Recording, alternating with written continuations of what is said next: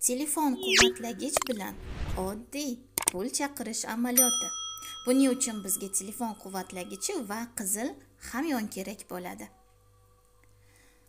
Qizil hamyoningizga telefon quvvatlagichini ulang va telefon quvvatlagichni elektrga ulang va ushbu so'zlarni o'qing.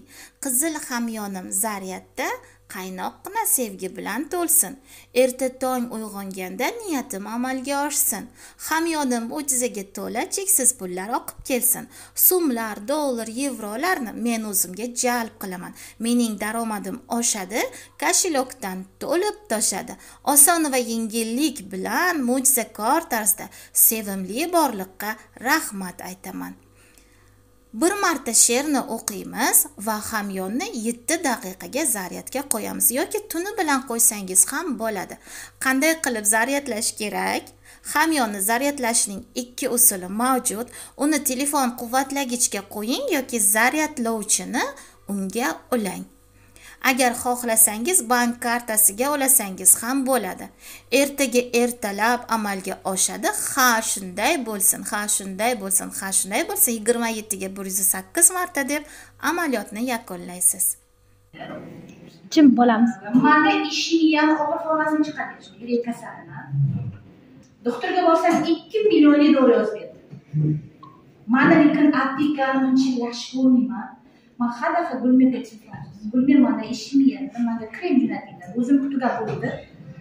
Birinchisini olib kelib nevaralarga berasiz, bu yerga olib qoldirish.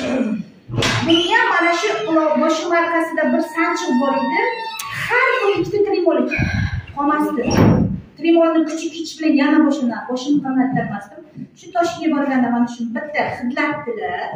Buni hidi bilan oshib bo'lib olib kelib, olib qoldiradi. Qon aylanishini yaxshilaydiganlarniki men yo'lda Toshkentga kelishda bittadan ochib surkab uyga kelguncha men shu sanchiqdan qutuldim. Buni nima qilaman? Men hadafa shunga oldim, yuragim atrofiga surkashni boshladim. Bir oyda men ishimiyadan xalos bo'ldim. Meni yuragimni qon aylanishini yaxshiladim. Birinchi surkaganimda nima bo'ldi? Birinchi surkagan vaqtimda men shunday narsani sezdim. Yaxshi qilib keldida mana shu yerga kelganda qon tiqilib qoldi. Men nafas olishim qiyinlashdi. Men xato qildimmi-ki? O'zimni shunchalik yomon ahvolga tushyapmanki, qon yurmayapti-da. Xato qildimmi-ki? Bekor qildimmi-ki deb o'zimni ahvolimdan qo'rqaman, lekin 3 daqiqada bo'yiga qotib qolgan mana shuncha joydagi qon yurishdi-da, men chuqur bir nafas olgandan keyin hozirgacha ham foydalanaman.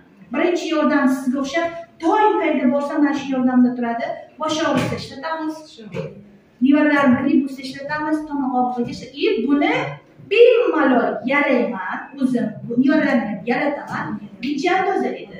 Ichki organizmni hammasini qon aylanishini yaxshilab, organizmingiz faoliyatini yaxshilaydi. Bu meni ishimiyadan xalos qilgani uchun juda ham sevimli.